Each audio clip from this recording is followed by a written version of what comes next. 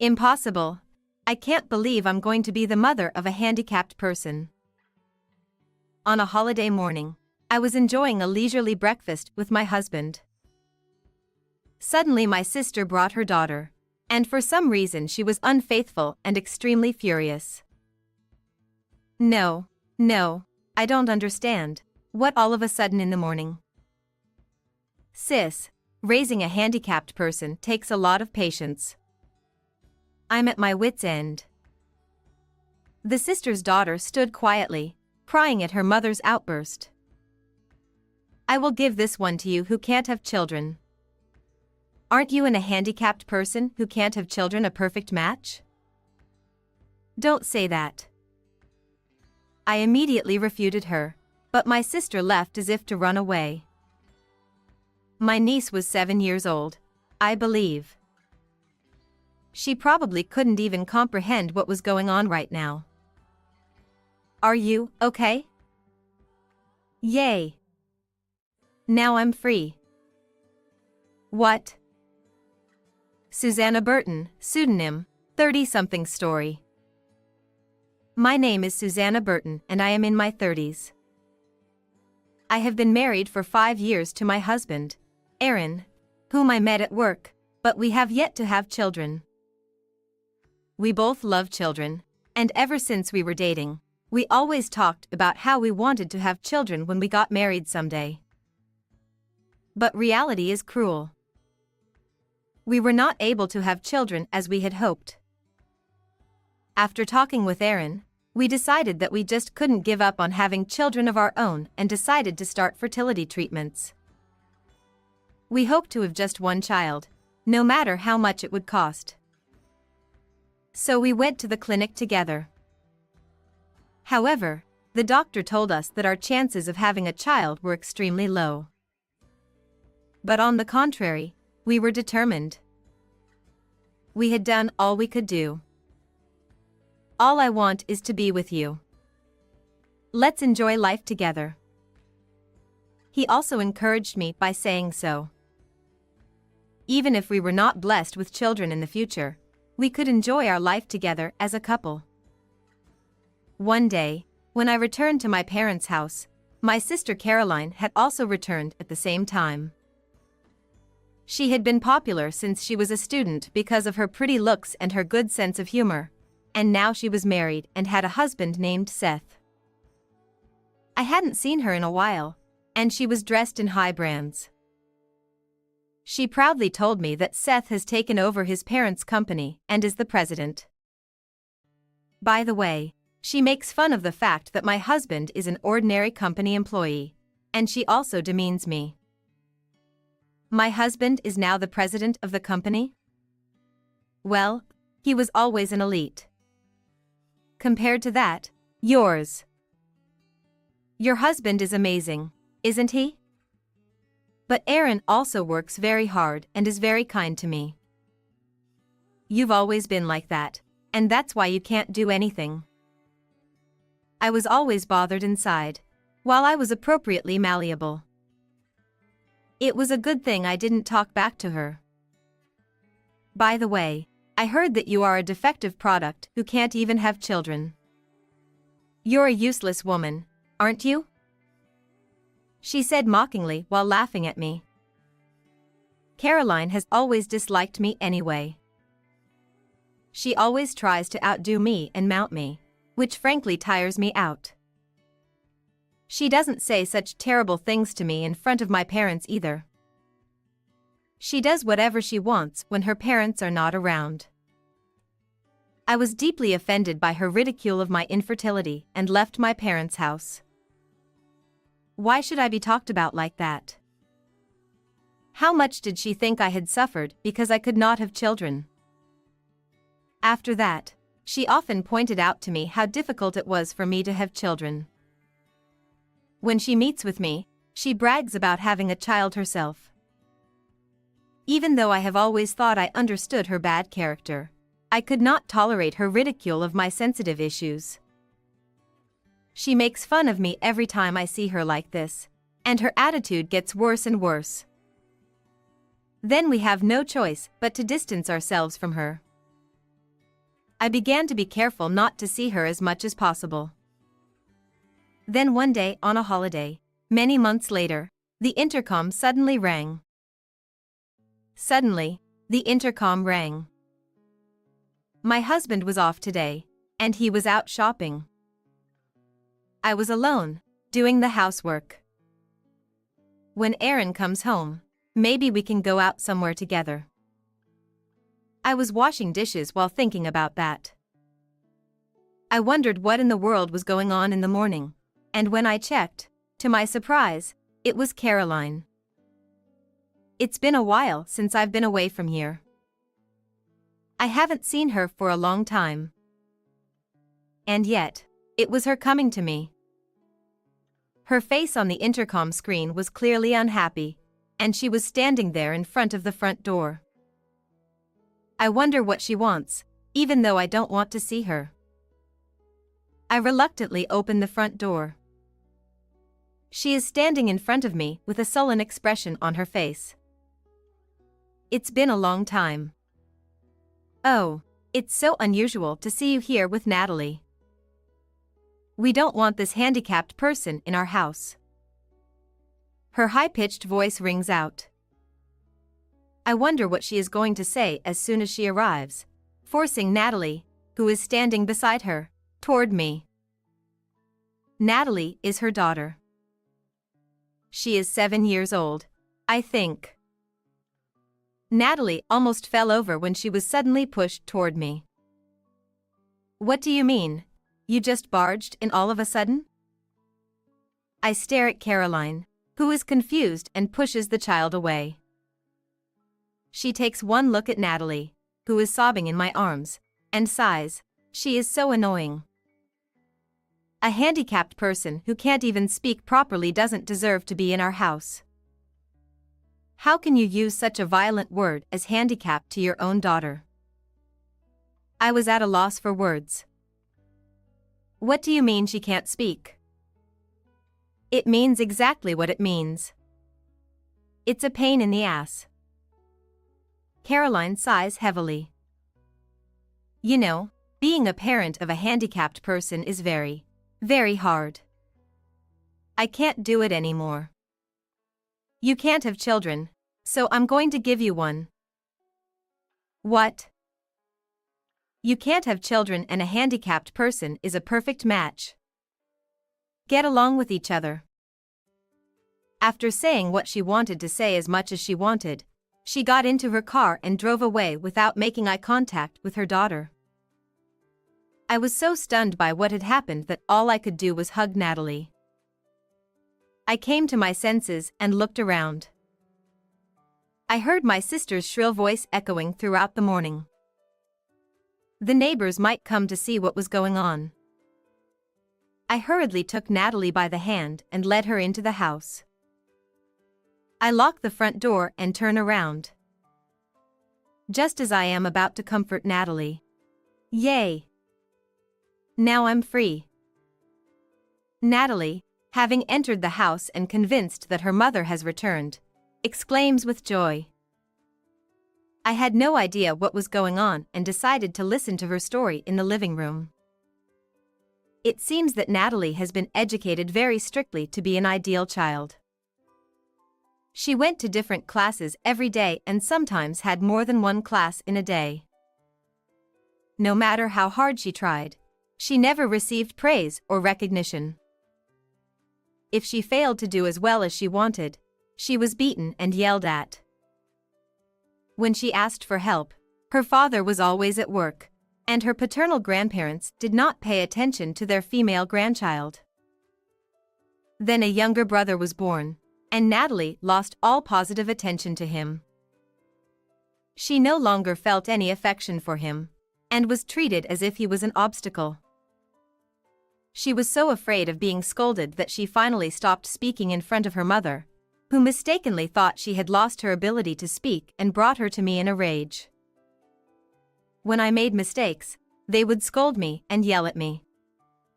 They wouldn't even let me eat. Natalie tells her story with a downcast look on her face.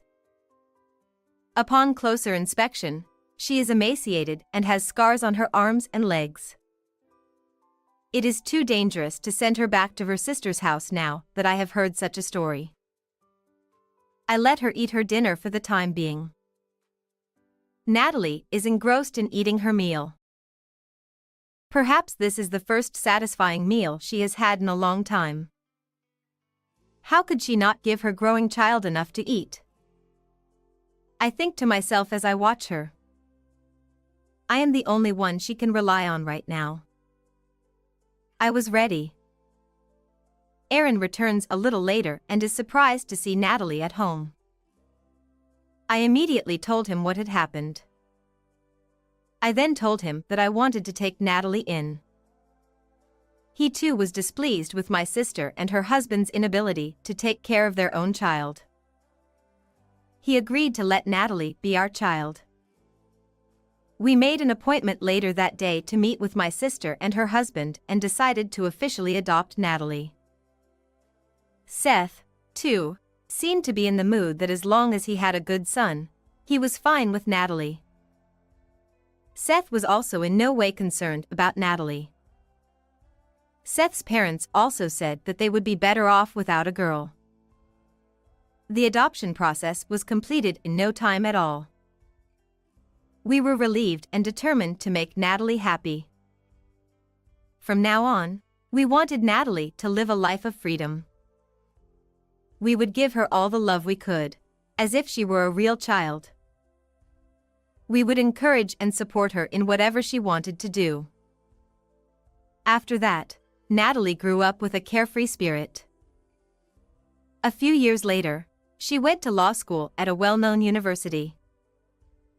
We celebrated the fruit of her diligent efforts as if it were our own.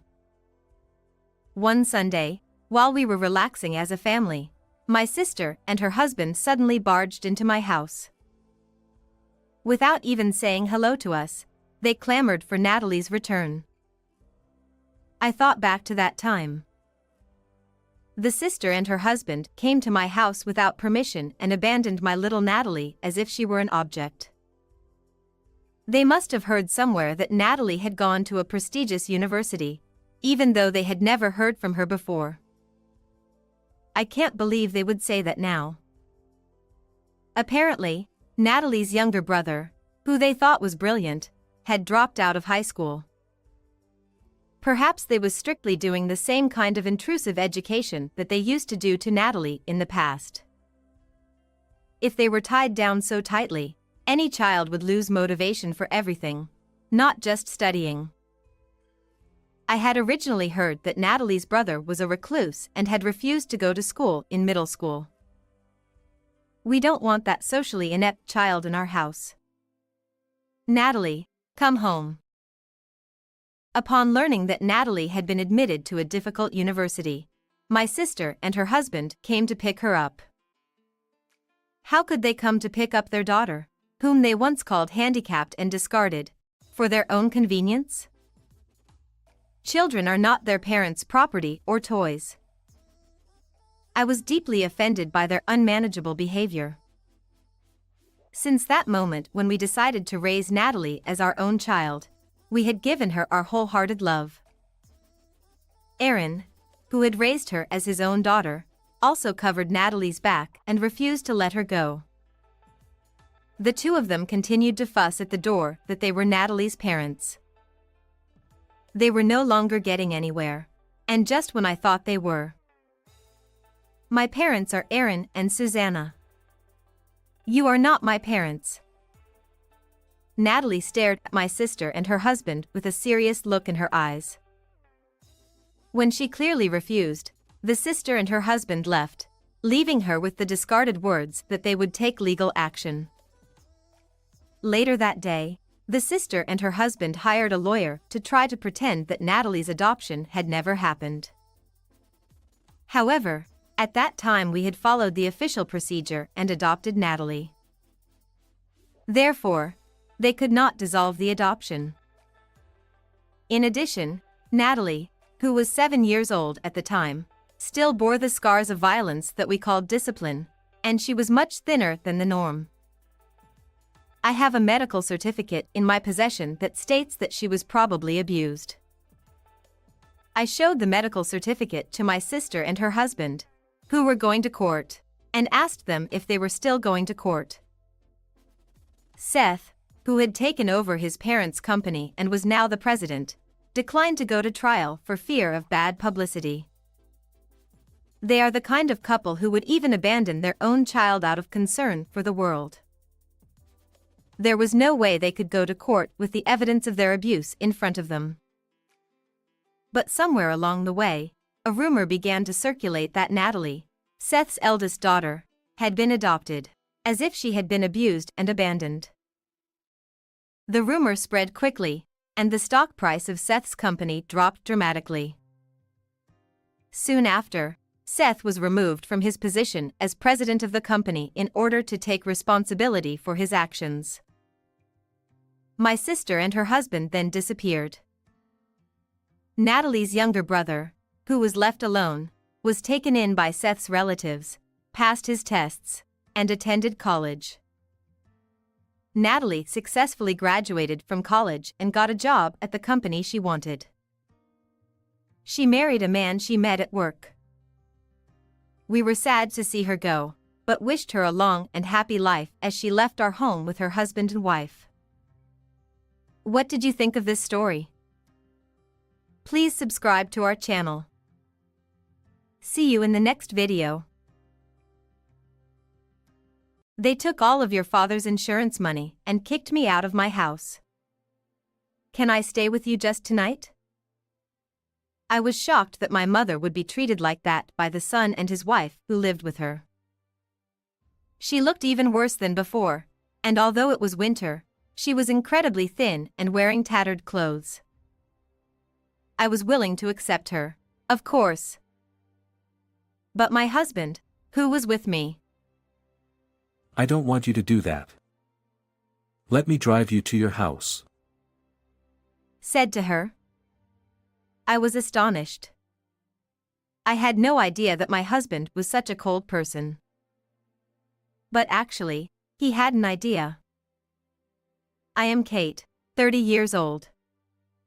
My husband's name is Samuel. Samuel and I met at an English conversation class we both attended. We happened to be paired up a lot, and I liked him because he seemed kind and gentle, and I approached him. Our personalities are complete opposites. I like to talk a lot, but he is quiet and not very talkative. I'm the headstrong type and act quickly when I have an idea, while he is the cautious type. At first glance, we may not seem to fit together, but we are surprisingly compatible and comfortable with each other. Samuel said, I've always been shy since I was little, and it was hard for me to make friends, so when I studied all the time, I became even more of a poor communicator.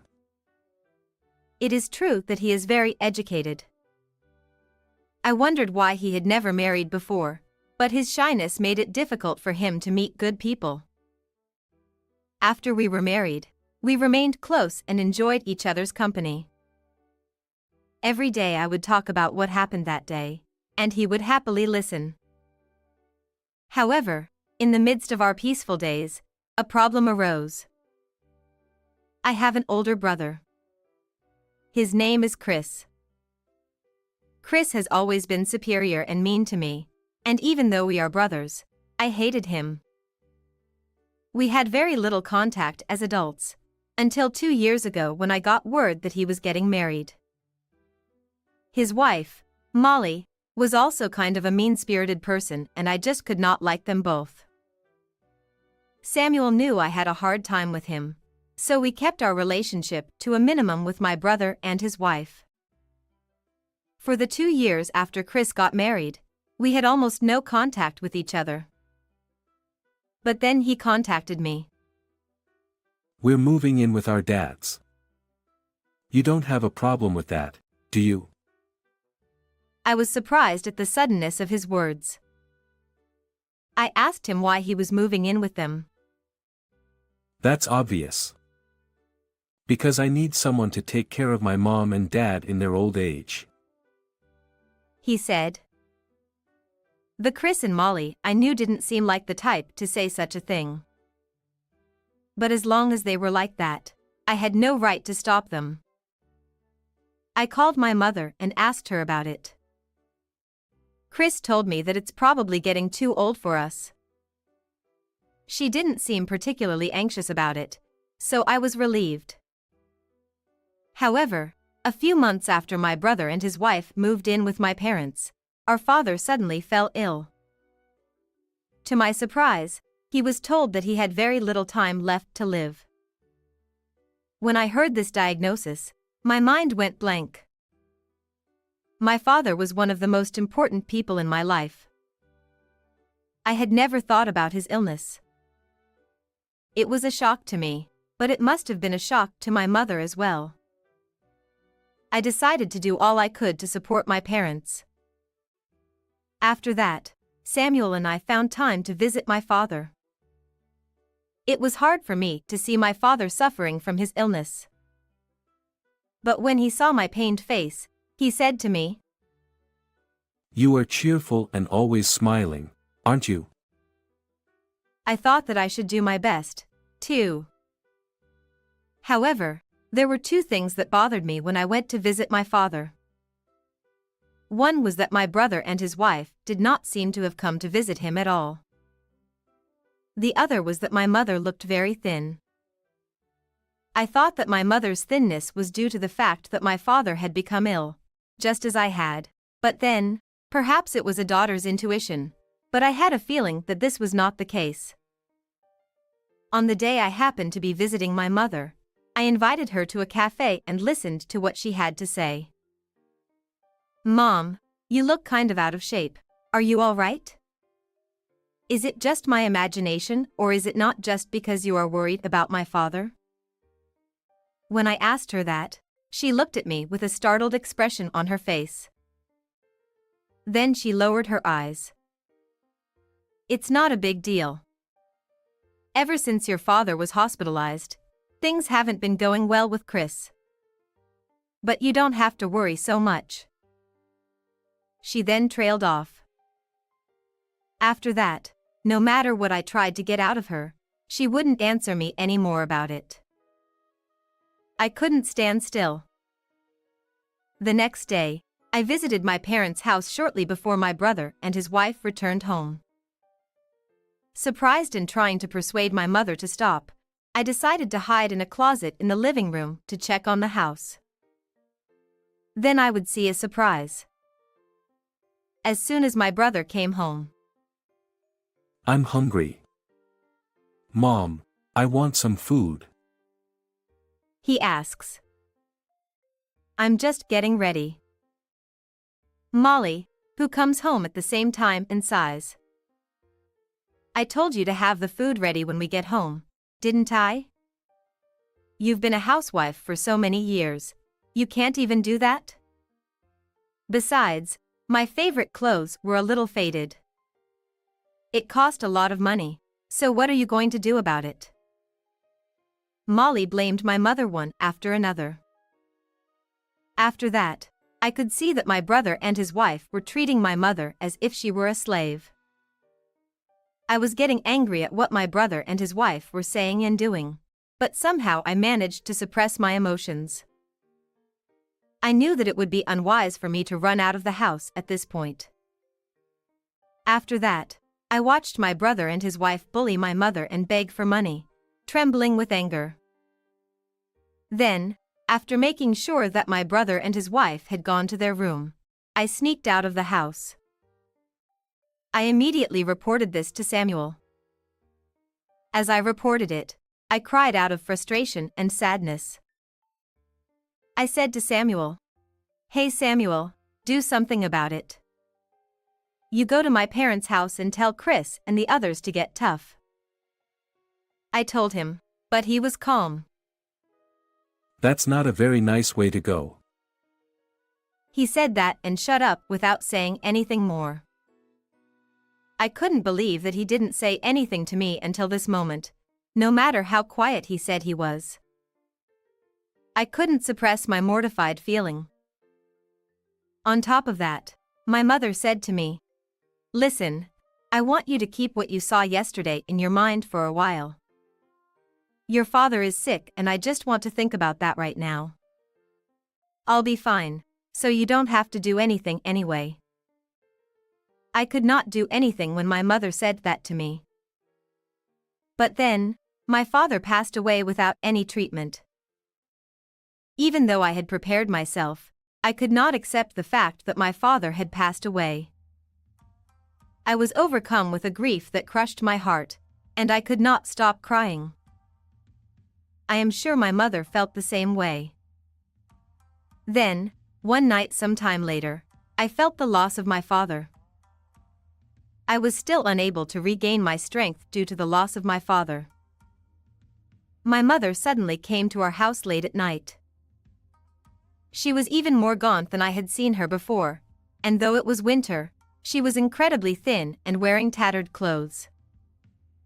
She was also carrying a single, slightly smaller tote bag. She shivered and forced herself to paste a smile on her face. "Chris and his wife took all of your father's insurance money. I've been kicked out of my house too. Can I stay at your house just tonight?" she said in a small voice. I was speechless at the unbelievable situation. At that moment, Samuel, who greeted my mother at the door with me, said, "I don't want you to do that. I will drive you to your house." Samuel's words stunned me. Oh my God, Samuel. What were you thinking? He was unfazed by my words. "It's all right." And walked my mother to the car. I hurriedly followed him and got in the car with him, not understanding what was going on. We then arrived at my parents' house with everyone in the car silent. I am usually a talkative person, but at this moment I was so confused that I did not know where to start. However, I could see that Samuel was sending a message to someone. And just like that, we arrived at my parents' house. My brother and his wife came out to the front door and looked at us with a disgusted look on their faces as if they were looking at insects. Chris on top of that. "You brought extra people again." Chris shouted at us. As expected, I was about to shout back at him when he said, "Good evening." I heard an unfamiliar voice. I looked up to see a strange man standing behind me and stepping in front of us. "What? Who?" I muttered again, unable to hide my confusion. The man silently gave me his business card and handed one to my brother and sister-in-law. "I'm Finn, a lawyer. Pleased to meet you." He introduced himself. Even my brother and his wife, who are usually arrogant and superior to me, looked at me wide-eyed as if they couldn't believe their ears at what the man said. Then Chris said, "Lawyer? What the hell do lawyers want?" And he crowded into Finn's arms. "Samuel offered me a job. He and I have been friends since we were students." Samuel told my mother. "Do you have what I was asking you to do?" he asked. My mother then pulled out a number of voice recorders from a bag she was carrying. Then Finn said, "In these voice recorders, there is evidence of your usual moral harassment. Your mother has been going to a mental health clinic because of the stress she has been under. You will have to pay her a very generous amount of alimony." He told them in an indifferent manner. My brother and his wife heard this and said, "Alimony? And when did you say you recorded it?" Their faces contorted in surprise as they stared at Finn and us with astonished eyes. "Wait, what do you mean?" I couldn't resist asking Samuel. According to Samuel's story, he had heard about my mother from me and had been making moves under the radar to see what he could do. He is a well-educated man with friends who are doctors, lawyers, and bureaucrats, and this time he contacted his friend Finn, a lawyer. Samuel told my mother that he would keep it a secret from me for now and proceeded with various preparations. One of them was the recording of this moronic remark. Finn told me that after hearing the two of them say the usual SOSO things, he told me that he could get enough alimony. Then Finn says to my brother and sister-in-law again. He thought that this might be the case, and Finn instructed our mother to make such a procedure for our mother at a time shortly before the insurance money came in. Chris muttered, and my brother and sister-in-law both looked stunned. Finn followed up on their pale faces. By the way, this house, if you don't leave in about a week, we'll have to call the police.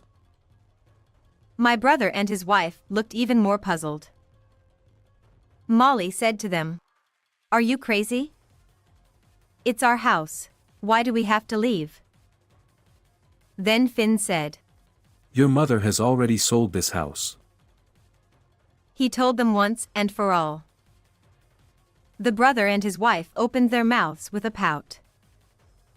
Finn and Samuel continued to explain to my brother and his wife. My mother had tolerated living with my father while he was alive, but now that he was gone, she felt that she could no longer live with him and his wife. My mother had been thinking of moving out and living on her own since before they kicked her out of the house, because my brother and his wife would never leave without a fight. When Samuel and Finn heard about this, they suggested that she should sell my parents' house then. Since my parents' house was in my mother's name, the process was quick and easy. This meant that my brother and his wife would not only not get my father's insurance money, but they would also lose their house. Well, that's the way it is then. In the meantime, why don't you go and get some more necessary belongings? That's why we brought you home once we did. Samuel informed my mother. Most of my things are gone now, as they were sold or thrown away by Chris and his wife, but I'm glad I left behind some of my mementos with my husband, she said, and went to get ready to slam the door. Chris was like, "Hey, that's crazy. We live in this house too and you force us out." And Molly yelled, "That's right. We're suing you guys." Molly shouted. "Sue us." He asked back, then huffed and snickered. Then Why don't you hire a lawyer too? I'll fight.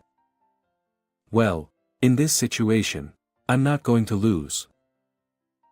He gave his brother and sister-in-law a surprisingly cold smile. My brother and his wife seemed overwhelmed by the situation and fell silent. We went home with my mother, who had finished packing up her belongings. We later learned that my brother and his wife had failed in the stock market and were in debt. So they decided to use the money from our father's insurance policy to pay off their debts. The reason they originally decided to move in together was to get the insurance money from one of them in the future, and also because Molly didn't want to do the housework, so they decided to have our mother do it for them.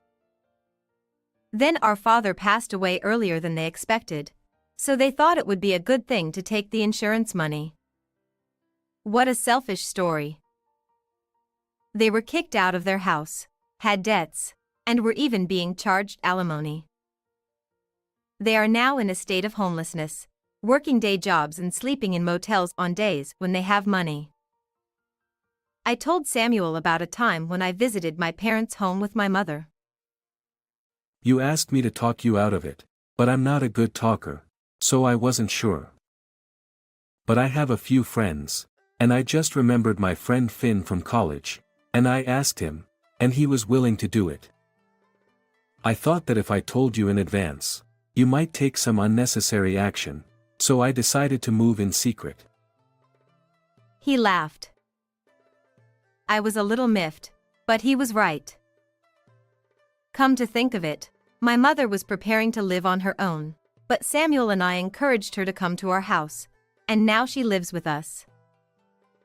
My mother can now afford quite well with her pension, the insurance money she got back, and the money from selling the house. She now spends her days happily attending flamenco, piano, and other lessons. I am sure that my late father would have been happy to see my mother's lively life from heaven. What did you think of this story? Please subscribe to our channel. See you in the next video.